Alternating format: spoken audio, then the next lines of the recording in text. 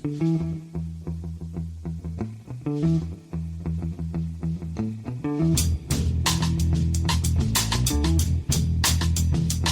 and welcome to The Price of Football, the show that looks at the money behind the beautiful game with me, Kevin Day, and Liverpool University's Kieran Maguire.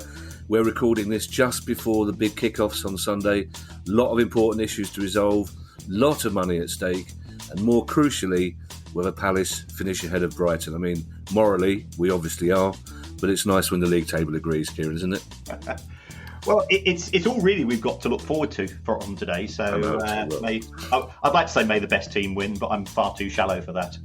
Well, also you should say may the better team win, Kieran, because it's a choice of two, but that's neither here nor there. As you can tell by that grammatical correction, Kieran, I'm a donkey on the edge this morning because I woke up outraged that Ukraine didn't win Eurovision. Ali's just as cross that Iceland didn't win, and Ed's really happy because Italy did win with a shocking, terrible, fake heavy metal. Never mind, we take it too seriously. It's questions day, Kieran, but we have one interesting news story before we get into them, and it could be the first crack in the gambling dam that we have been predicting for some time. Yes, this relates to Preston North End, and they are currently sponsored by 32 Red, who are also the sponsors of Derby County, and they've sponsored some other clubs historically in the past as well. And that relationship is ceasing. And looking at the comments coming from Preston, and this is something which I think some other clubs have hinted at the past. We do have clubs such as Luton Town and Tranmere Rovers who take the view that football sponsorship by the gambling industry is unhealthy and unethical, and therefore they don't have anything to do with it. We've seen Everton move away from their gambling sponsors, and now Preston are doing this. And I was talking to a commercial director of a football club who said there's a case for jumping before you're pushed, because if the government brings in legislation which prevents front of shirt sponsorship, and if they do, I think actually the gambling industry will think that it's got away with an awful lot, because compared to the amount of money that the gambling industry spends on advertising on television and radio, front of shirt football sponsorship is relatively minor, and also that many of the big players in the gambling industry, the likes of Ladbrokes and William Hill and Paddy Power and so on, well, they don't have individual club sponsorship as such, so it makes zero difference to them. So that's where we are. Preston have made the decision. Talking to this commercial director, what he said was, for many clubs, the gambling companies, they might be the biggest payers in town, but they're not the only payers in town. And by getting out at this stage, Preston are more likely to be able to sign a deal before the overall level of prices potentially drops if legislation is introduced. I did know about those other clubs, but introducing the story as the fourth crack in the gambling dam wouldn't have been quite as dramatic. Questions, Kieran, and the first comes from Alex Scott. Alex Scott asks, how is the money generated by radio commentary of football split? The BBC and TalkSport cover all the big games, but there is rarely any coverage of Leagues 1 and 2. Do clubs from all divisions receive a set amount each season? And how is it? If so, how much extra revenue do the teams receive from a featured match? Of course, smaller teams will feature on BBC Radio Devon or BBC Radio Humberside, or in your case, West Sussex. But it is a good question.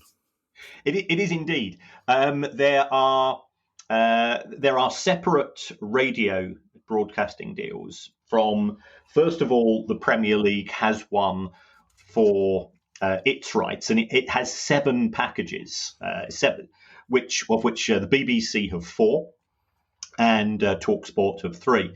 And all of that money goes into a central pot, should I say, and that is split equally alongside the money from the Premier League's main sponsors, such as EA Sports, Barclays, Budweiser and Nike. And that's worth £100 million a year in total.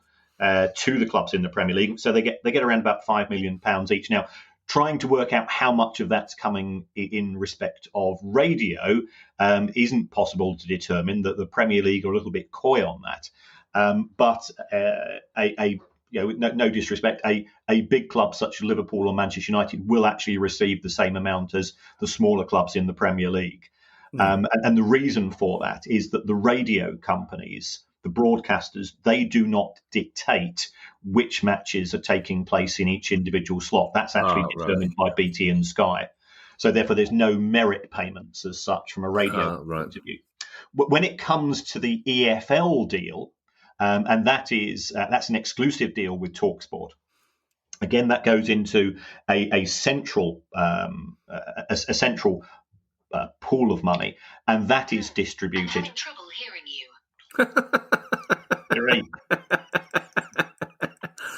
If that was Finley, then Finley is really getting clever, isn't he? he's a very advanced dog. Yes. Yeah. Why? It's slightly sinister, the fact that is it Siri or Alexa or both. This one's Siri. All right. I know what you're like. I wouldn't put it past you to be seeing Alexa on the side as well. Yeah. Carry on. Talk Siri is my only company this morning because the Baroness is dealing with the mother of all hangovers, and is therefore. I'm not sure I understand. Siri doesn't know what a hangover is. Okay. Was it a Eurovision party that the Baroness was taking part in last night? Well, no, because it was our first chance to go out for an indoor meal since it broke down. So we went out for a meal which lasted about 3 hours, and finished with. The Baroness appeared to be, and I know nothing about alcohol. She appeared to be drinking Guinness from a cocktail glass, but she told me that this was something called an espresso martini, which looks remarkably similar. Now, I've got absolutely no idea, Kevin, so I'll have to leave it to the experts. Knowing the Baroness, I would say it's more likely to be an espresso martini, but I can confirm, happily drink Guinness from a cocktail glass if needs must. But so back to TalkSport. Back to TalkSport. Yes, TalkSport have the exclusive rights for radio in terms of a national deal with the EFL, and that is split. 80% of that goes to clubs in the Championship, 12% to League One, and 8% to League Two. And then individual clubs will sign individual deals with local BBC radio stations. But from my understanding, we are talking peanuts in terms of the amounts involved. Ben Gardner says that Kieran mentioned recently that Premier League footballers use image rights as a way of avoiding income tax. I was wondering, says Ben, whether, as part of a solution to the current financial crisis, it would be feasible for a new tax to be imposed specifically on these forms of income and revenue. It seems reasonable that those who profited most during the fat years should be expected to contribute in the lean. I'm amazed, Kieran, that producer guy allowed that sort of dangerous socialist thinking through his golden net. I really, he must have been concentrating on lighting his cigar when that question went through. Yeah, it's an intriguing one. I do feel that the football industry gets an unusual amount of attention in respect of the amount of remuneration paid. If you take a look at the average club in the Premier League, it has a wage bill of £156 million. Now, if you compare that to one bank, such as Barclays, 8.1 billion, so it's 50 times as many. Tesco's again 7.5 billion. So there are many other companies in the UK which have huge amounts of remuneration, and the BBC and ITV for a start off. Yeah. And also, from talking to people who do work at the BBC, many of whom now have to go and set up their own supply companies. And that's the case with many employers who use people on a freelance basis. So, and all of these have tax implications. in terms of footballers, HMRC broadly say we are reluctant to allow you to have more than 20% of your remuneration going through as image rights, and yes, that can lead to a reduction in income tax paid. But if we are going to do that, then I think we've got to take a look at the much broader issues of tax planning, and to single out the football industry when compare. I know people working in the world of finance who have very, very sophisticated means of course, not paying as much tax as they would do under alternative arrangements. So, yes, could the government bring in legislation? Yes, it could. What would happen as a result of that? Our silver-tongued friends would get together, set up a WhatsApp group, and I can assure you they will run rings round the revenue. So, there is always a way to reduce tax paid, and I don't think that the football industry is one of the worst offenders in respect of that. So, could it be done? Yes, but I think it would be a sledgehammer to crack a nut to a certain extent, because the much broader issue of tax avoidance on a corporate and also in terms of those. And Ben says there have been people that have profited or have been become very wealthy on the back of COVID and the pandemic. I don't think they'll be paying huge amounts of tax because of the way the system works. But also, it goes right back to a subject we discussed, I think, in pod 2 or 3, Kieran. It's a psychological aspect, and it's your friends in the financial industry. People think it's fully deserving that they earn a lot of money, of course, and they think it's clever when they find ways of avoiding paying the full tax on it. That people think it's vulgar when footballers and comedians earn a lot of money, and they think it's outrageous when there's just a difference in the way people are perceived in this country. And as you say, at the moment, more or less since Matt Hancock, right at the start of the pandemic, compared footballers' wages to PPE in a totally useless comparison. There's been so much focus on footballers' wages at a time when other people are on furlough, etc., and it is unfair, as you say. There's a question from James, talking of COVID, just James, no surname. James says, were there any actual positives to buying a football club at a time when no fans were allowed and everything is still in a pandemic recession? Why would anyone make the decision to buy a club when the present is still pretty bleak and the future is uncertain at best? I think it's if I was a billionaire, I think there was no better time to buy a club. So perhaps producer guy might be listening into this. And the reason is that we're operating in a depressed market. So you can buy clubs at a discount, both in the UK but in continental Europe. So the asking prices have fallen because existing owners are effectively willing to give some clubs away for £1 because it means that they're not having to write out that cheque every single week for significant losses. So that's one benefit. You can buy a club at a discount, and then also from a recruitment and retaining talent point of view, wage costs are depressed.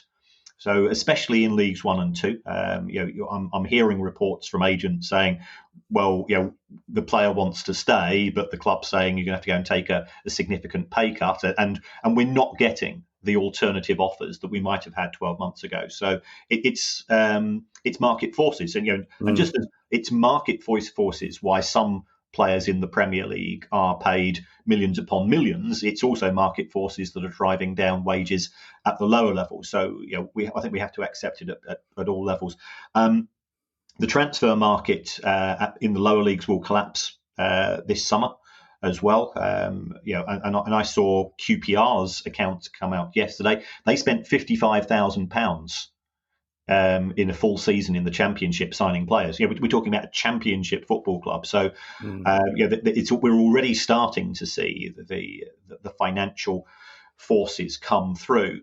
So I think there are positives. We have seen the recent takeover of Sunderland. We've seen the recent takeover at Wigan. You can buy clubs relatively cheap. You can recruit players relatively cheap, especially if there's many players who are out of contract. And I think it's the Sunday Times rich list is out today, and the Forbes rich list has come out, and it said it's never been a better time to be a billionaire, because there's an awful lot of additional wealth for those people that are operating in certain sectors of the economy, who have benefited either directly or indirectly as a result of COVID. It turns out the guy is so wealthy, he's managed to buy his way off the Sunday Times rich list as well. So he doesn't want the publicity. Well, I mean, the thing is as well, Kieran, you know, if you're a billionaire, you don't worry about Brexit or COVID because you're insulated by your money, aren't you? But it's the best vaccination of all, isn't it? £1 billion when there's a pandemic going on. Ben Graham says, imagine this scenario. It's 3 a.m. in a Blackpool nightclub and oh, hang on, wrong scenario. I turned over 2 pages. Sorry about that. A player is in the last 6 months of his contract, so should be able to speak to another club. But say that player has a clause stating that once they pass X number of appearances, they get an extension at their current club. If that elusive X happens within the last month of the contract, does that then impact on their ability to sign a pre-contract agreement to join another club? I don't like using impact as a verb, but it works there. And also, I prefer the 3 a.m. in a Blackpool nightclub scenario, but we've talked privately about how that one played out, Kieran. So let's stick to, yes. let's stick to this to Ben's scenario, which is an interesting. And first of all, I know this is more legal than financial, but again, this is one of those things that we all assume that every player in the last 6 months of his contract is then free to speak to another club or do a pre-contract arrangement. Yes, well, I mean, what would have to happen under these circumstances is that the club would have to trigger that contract extension, and we've seen that quite often at Manchester United, okay. who have had players who are coming towards the end of a contract where there is a +1 option, and the club have said, well, you have played the matches, we're going to trigger that, and therefore you're now committed to the club, and that could actually, from a financial point of view, and I still feel genuinely uncomfortable about the way that we commodify football players, because we're supposed to have freedom of employment, but clubs will do this in order to protect their own interests, with the view that if you are in the final 6 months of the contract, you can effectively walk away for nothing on a Bosman by allowing the player to satisfy the conditions on the contract, triggering the contract extension. It means that the player might still leave in the summer, but this time the club gets a fee. So it is an intriguing scenario, but it would effectively prevent the player from being able to walk away in the summer and get a higher signing on fee from the next club, assuming, of course, that the player is the suitable caliber that he's going to be in demand. There will be many players, I can assure you, again in the lower leagues, who would be absolutely delighted if the club had triggered these conditions in contracts, because it gives them certainty. And remember that we're talking about young men, many of whom have young families and mortgages and so on, just like many other young people, and it gives them a greater degree of certainty going forwards in terms of their own personal circumstances. There's going to be an awful lot of players scrabbling around for relatively few positions over the course of this summer. James Rushmore has a question on a similar theme. And James says lots of clubs loan players with an option or obligation to buy. For example, my club, Norwich City, have an obligation to buy Ben Gibson and Dimitris Giannoulis. Now they're in the Premier League. But what would happen if they simply decided to ignore that obligation? They would get their arses sued, I think, is the technical phrase for this. And what would happen is that the original club would say this is an issue.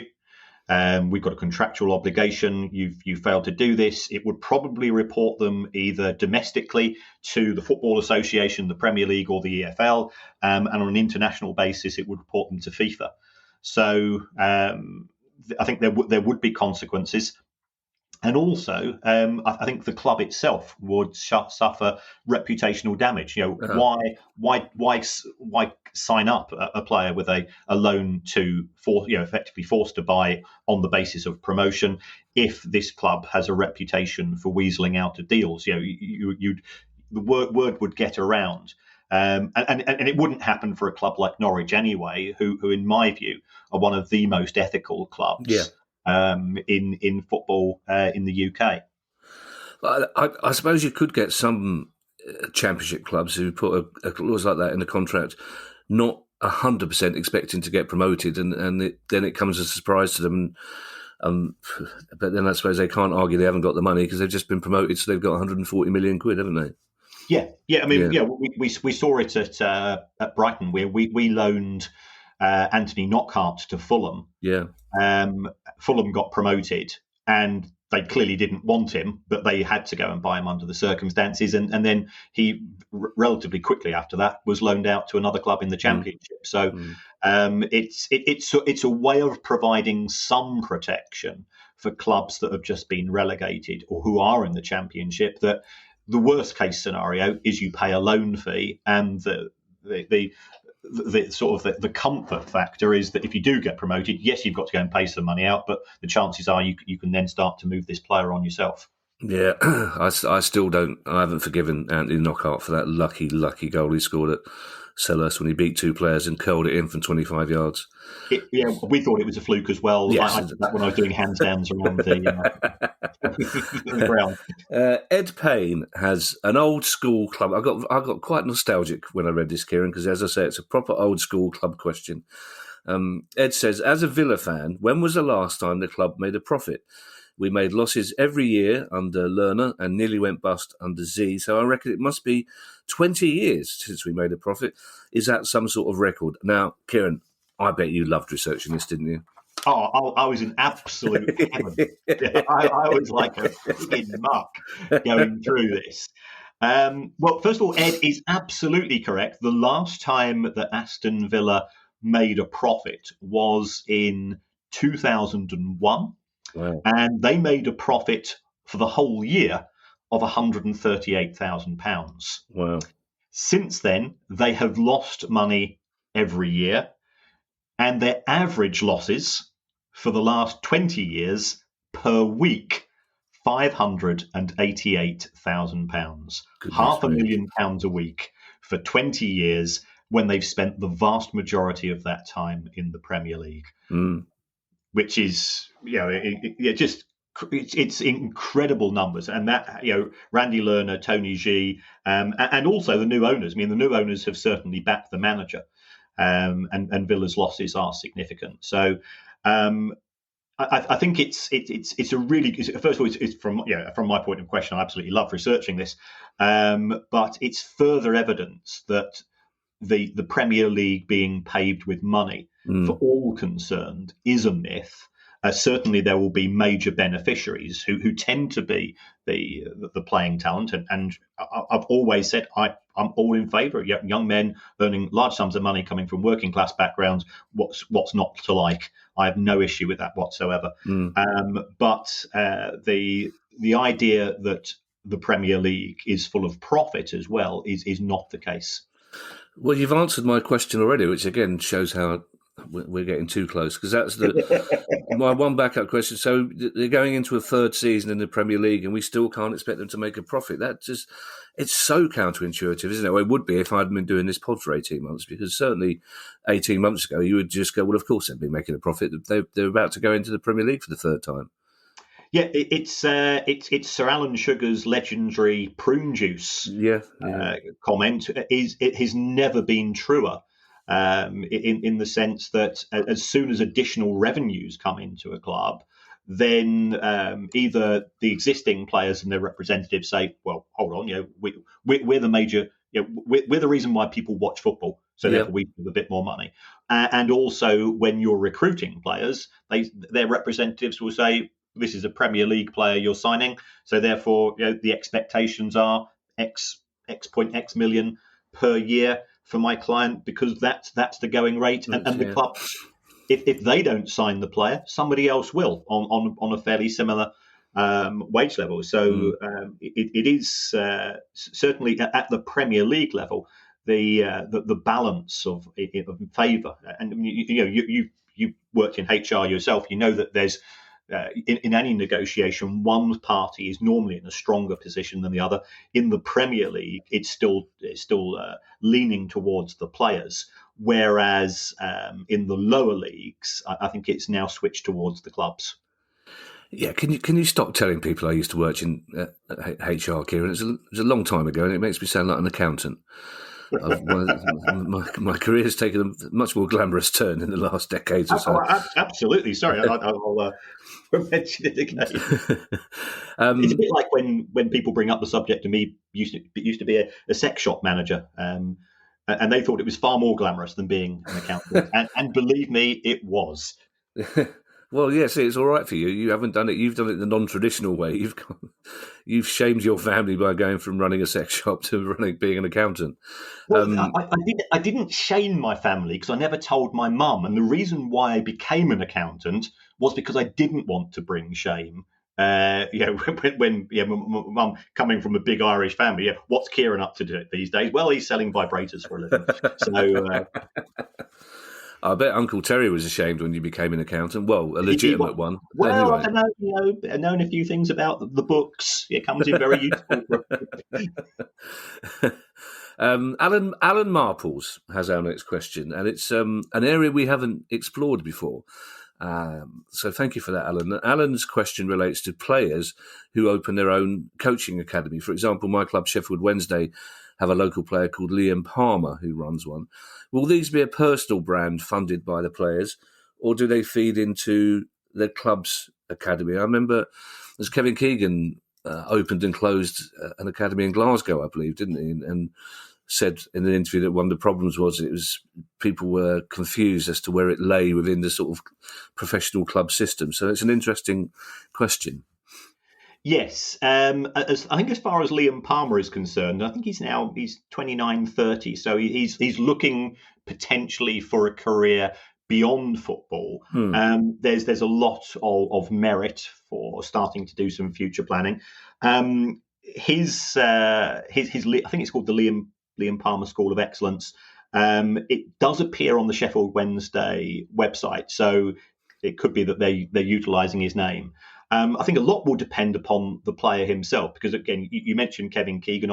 I'm old enough to remember the Bobby Charlton soccer schools in the summer, where the player's name was used as a vehicle to attract kids to attend these summer schools and similar.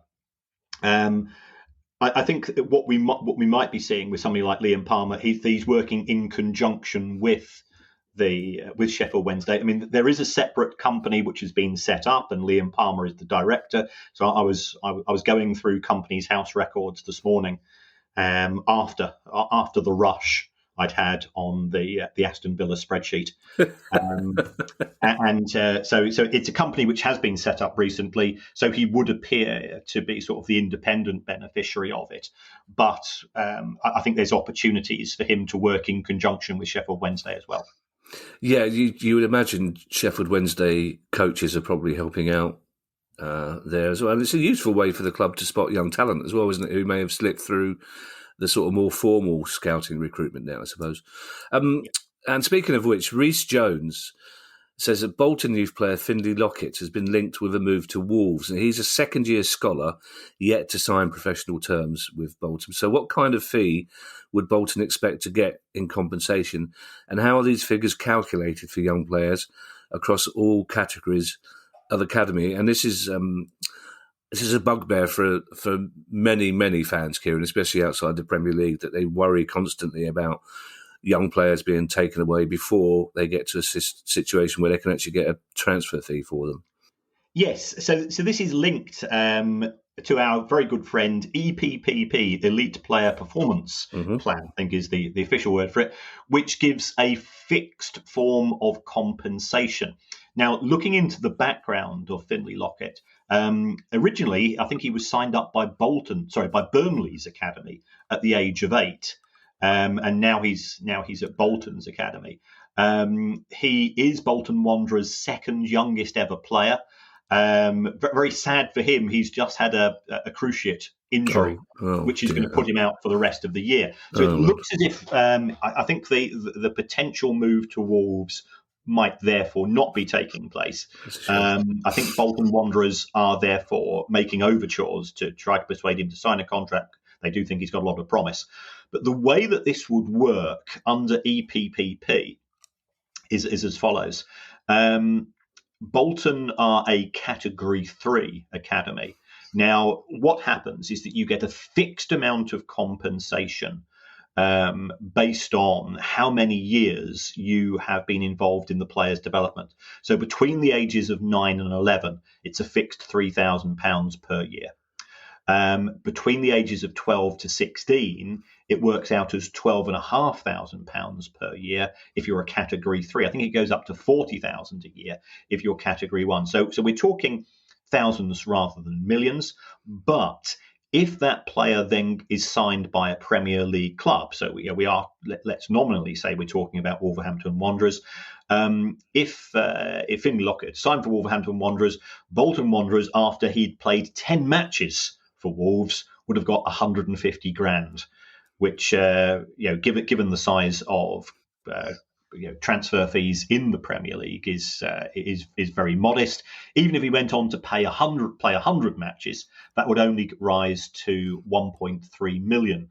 So EPPP is quite controversial because when it was introduced, it was seen at the time as a take it or leave it offer from the Premier League. We're going back quite a few years. Quite a few clubs have closed down their academies because they feel that the costs of developing players, they're not going to recover if the player moves on to a more senior club. Because the levels of compensation are inadequate. So it's a very sensitive issue, and it certainly causes a lot of aggravation. And I know, Crystal Palace historically, you've got the John Bostock issue. Yes. And we can understand. EPPP was supposed to give clarity rather than going to an independent tribunal in respect of the level of compensation. But it does look as if the levels are certainly skewed towards the club that's doing the recruiting rather than the club that's doing the development at a young age. One of the great what ifs, John Bostock. He was a fantastic young player. It's really, we were discussing this. We're going tomorrow night to Selhurst Park for the under-23 playoff final. We were there last Monday for the semi-final, for want of a better word. And it's all very, really good, talented young players. But 4 or 5 of them we will probably never see again, which is kind of heartbreaking because they look brilliant to us, but they're not quite brilliant enough to make that level of football. And talking of Wolves, I guess it won't be too many pods before we're talking about how much Nuno Espirito Santo's new club is paying him wherever he goes, be that Tottenham or Madrid. Simon Plum says, as an Arsenal fan, I'm used to seeing players run their contracts out and leave for free. I don't blame the club. That's very good of you, Simon. I don't blame the club because if you offer him a better contract and he refuses to sign, what can the club do? But if the trend continues of players running down contracts, will this not, in theory, drive transfer fees down as clubs will become reluctant to risk no resale value? It is a consideration, but what we are seeing clubs doing is that when a player reaches normally the last 2 years of his contract, then there will be the start of negotiations. And from the player and his representative, but also from the club's point of view, it is a game of sort of three-dimensional chess, because if you've got 2 years, let's say that you're on 100 grand a week and the club offers you with 2 years of your contract remaining a 50% pay rise. So that's you're guaranteed an extra £5 million over the next 2 years from your existing contract. You might say, well, yeah, £5 million guaranteed is £5 million quid in my pocket, less tax, of course. The alternative is that you play hardball and you start to run down the contract. Now, during that period, you could suffer a loss of form. Think about Alexis Sanchez. What happened to him? Yeah. You could have a career-ending injury. It could be that you're actually quite happy at the club. Your family settled there. You've got a good relationship with the manager and your teammates. So extending the contract could be beneficial. And whilst footballers' wages is a topic which gets an awful lot of discussion, it's not the only reason why we work. I mean, I could earn a lot more money not being a teacher than I do, but I happen to enjoy what I do. So it could be that the player says, well, actually, I've got certainty here. My family's settled. And I've got the opportunity to stay here longer. Why not take that? If we take a look at the likes of Ross Barkley, I think he sort of illustrates the issue that Simon raised. He potentially could have signed for Chelsea in August 2017 for £35 million. He was then in the last 12 months of his contract. He signed 6 months later for £15 million. So clubs are aware of the deterioration in the value of a player in that last 12 months. So that's why they are always keen to have players with at least 2 years remaining on a deal. But the player is perfectly entitled to say no. And then we just have to see how things develop. You could always stay a teacher by day, Kieran, and go back to running the sex shop at night, Double Bubble, which I believe is one of the products you use to sell in the sex shop. Yes, 30% discount using the code word price of football. Yes, but sadly, no shaving products anymore. We've been binned. Yeah? We've been binned, haven't we? We have been binned, yes. It's slightly embarrassing being binned by a genital shaving product. Yes. It's not one of the highest points in either of our careers, really. Being sacked off by Manscaped that sounds wrong in all sorts of ways, doesn't it? Our penultimate question comes from Samiran Colbert. Apologies if it's pronounced Samiran Colbert. There's simply no way of telling. I'm a long-suffering Stoke City fan. Oh, okay, Samiran. I wonder where my club sits in regards to FFP. Obviously, we have very rich owners, as discussed on this pod many times, so that's not the issue. But our manager, Michael O'Neill, keeps saying he can't buy players because of financial fair play regulations. I just don't want there to be a big fat points deduction at the end of any season. Right. In terms of Stoke City, when they were relegated from the Premier League, the way that financial fair play works is that you're assessed on a rolling 3-year period. So for every year you've been in the Premier League, you're allowed to lose £35 million, and every year in the Championship, it's 13. So the first year in which Stoke City were in the Championship, in the EFL, they were allowed to lose £83 million over 3 years. That then dropped to 61, and now in their third season, it's going to be 39. So that's going to be tapering down. Stoke City haven't published their accounts for 2020. Now, they're not alone in that, although they are in a minority of clubs. But I did get hold of a copy of the Bet365 accounts, who happen to own Stoke City. And in the small print there, and as you know, I enjoy a bit of small print on a Sunday morning, it said that Stoke lost £87 million in 2020, which is pretty substantial for a club that had a relatively modest performance. And Stoke also have, I think, according to my records, they've got the most expensive squad ever assembled in the Championship, a squad which cost £196 million. And I said earlier, QPR's squad cost 55 grand. So it is very much the haves and the have-nots in that division, as it is in many divisions. Michael O'Neill is probably right, is that there's an awful lot of pressure at Stoke to get people out of the door before he can recruit. Remember that the financial fair play rules have been relaxed to a degree as a result of COVID, and that will work in the club's favour. Certainly, when it was in the Premier League, Stoke was run. Was one, in my opinion, was one of the better run clubs in the Premier League, but it's tried to effectively buy its way back into the top tier, and that has come at substantial cost. So there will be a major a major emphasis this summer at the Potteries to get players out of the club as quickly as they can.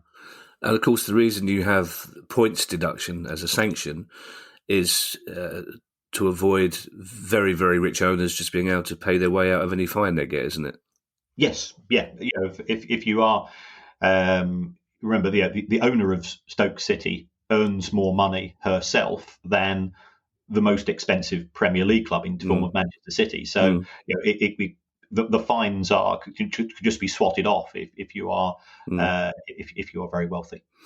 Our last question, Kieran, comes from Mark Younger, and many of our dear listeners will be saying to themselves, "Well, we've already talked about this. We have, but I still can't quite fully grasp the answer." So I'm perfectly happy to ask Mark's question, which is: with all the talk about how much the Wigan administrators get paid, who actually paid them? Right.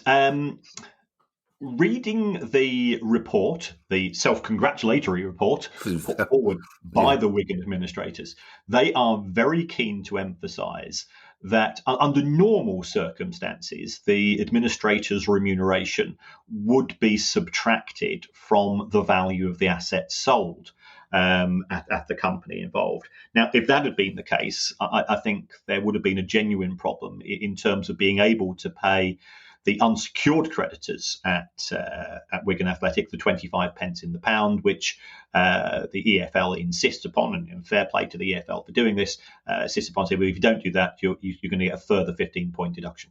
It looks as if, from reading the small print, that there are other connected companies to Wigan Athletic, and the administrators' pay is coming from those and other clubs connected to Al Young, the mysterious owner of the club, who first of all, it's never been explained the rationale he had for buying the club.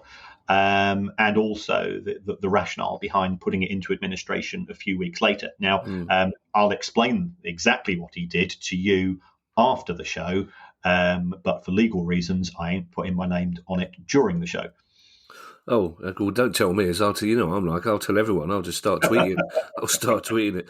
But it's a fair question because this came up a long time ago. The first time Palace were in administration, this notion of who was paying the administrators on a daily basis, because there was some fairly conspicuous consumption from them. For example, the end of season dinner dance, as it was then, still went ahead, and the administrators bought 3 of the top tables for quite a lot of money, and it's one of those things where you think, hang on a second, where's this money come from? So somebody has to fund them on a daily basis. We know what happens when the club is sold and they get their share there, but somebody needs to fund them on a daily basis, don't they? And that's why Mark's question is a good one, I think.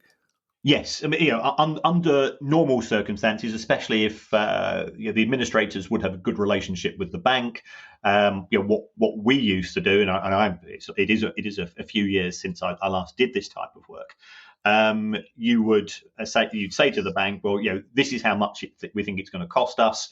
The administrators often wouldn't actually.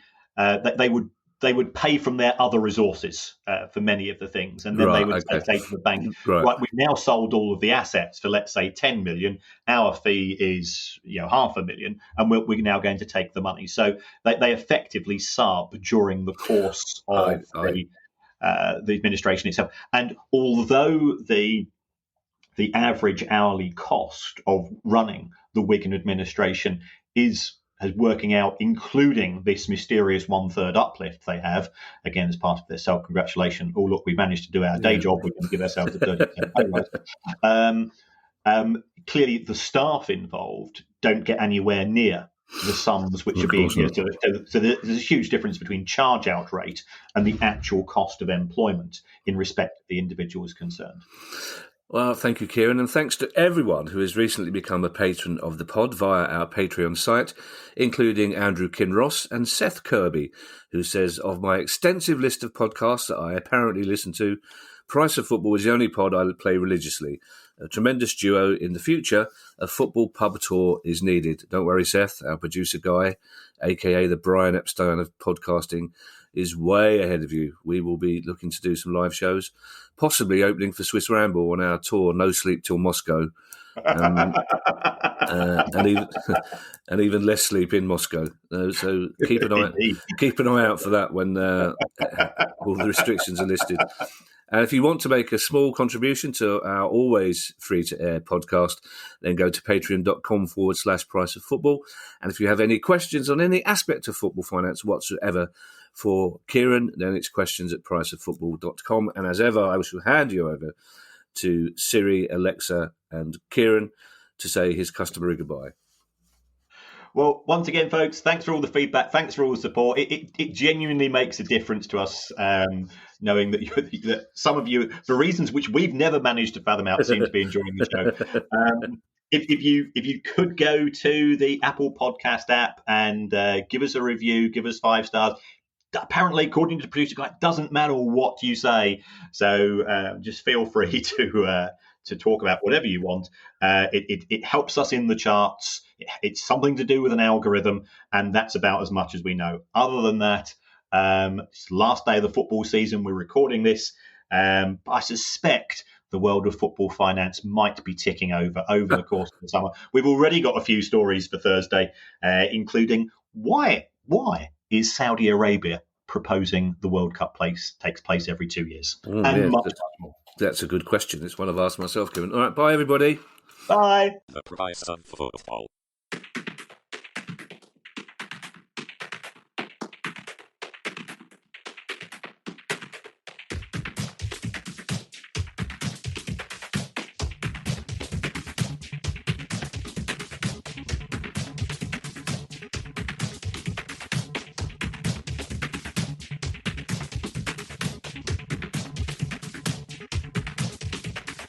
The Price of Football.